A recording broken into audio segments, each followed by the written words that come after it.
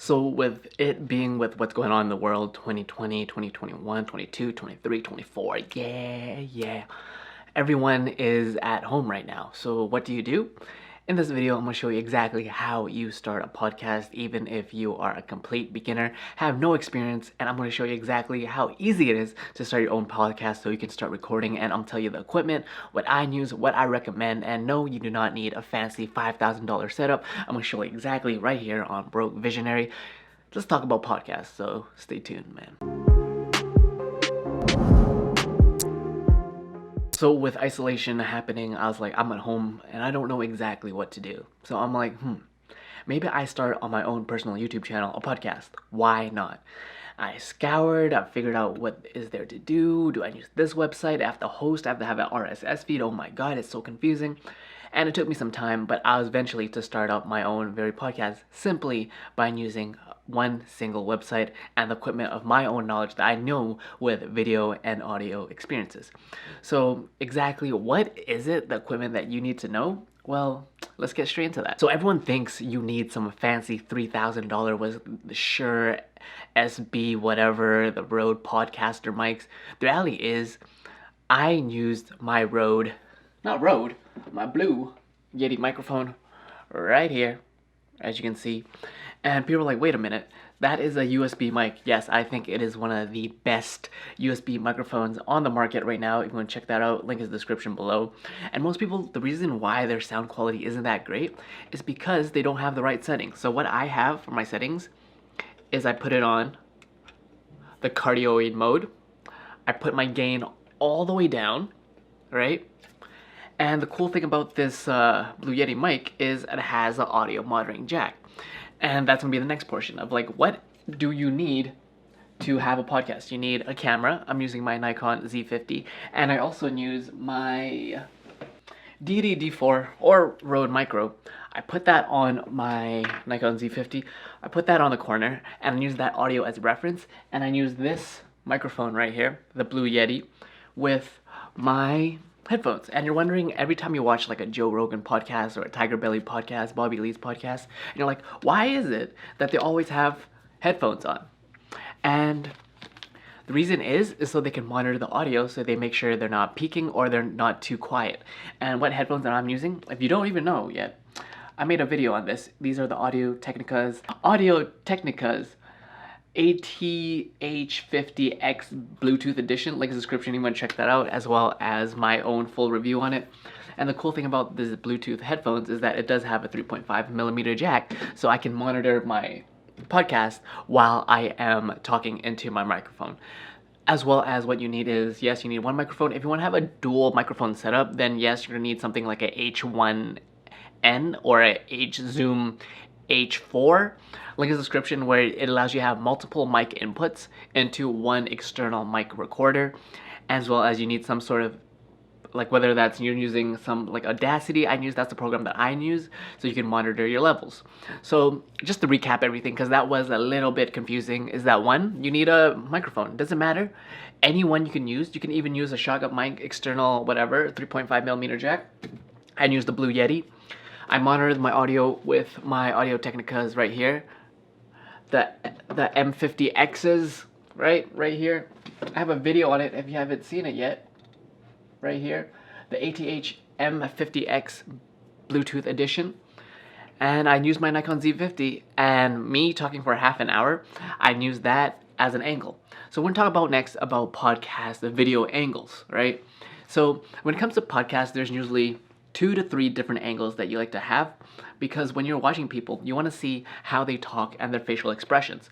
So if I were to have to set up a podcast right now, and I would have a guest, I would have one camera right here, my Nikon Z50 on me, a second camera on their profile, same shot, maybe different angle, and then I would have a third angle covering pretty much both of us. And you can use Tiger Belly as a reference of having that different type of angles. So you're like, how do I use the video for my podcast? That is the angles that I would recommend. So it gives you the ability to have different angles and not having to constantly cut every single angle, to because that can get annoying, especially if you're a one man or one woman show. That can get a lot of work. So one of the tricks of when it comes to recording your podcast is before you record, you have an external audio on your camera right there, just in case power goes out or something happens to the audio. And then before every recording, what I like to do is I make sure my camera is on. I make sure the program that I'm using to record my audio is on. I make sure my mic is on. I do a reference check, and then I clap. And the whole purpose of clapping is that it allows me to sync up my audio so I don't have to manually sync up my podcast audio with my camera audio. And I have a link below if you want to check that out. I have a video specifically showing you how to sync up audio in Premiere Pro.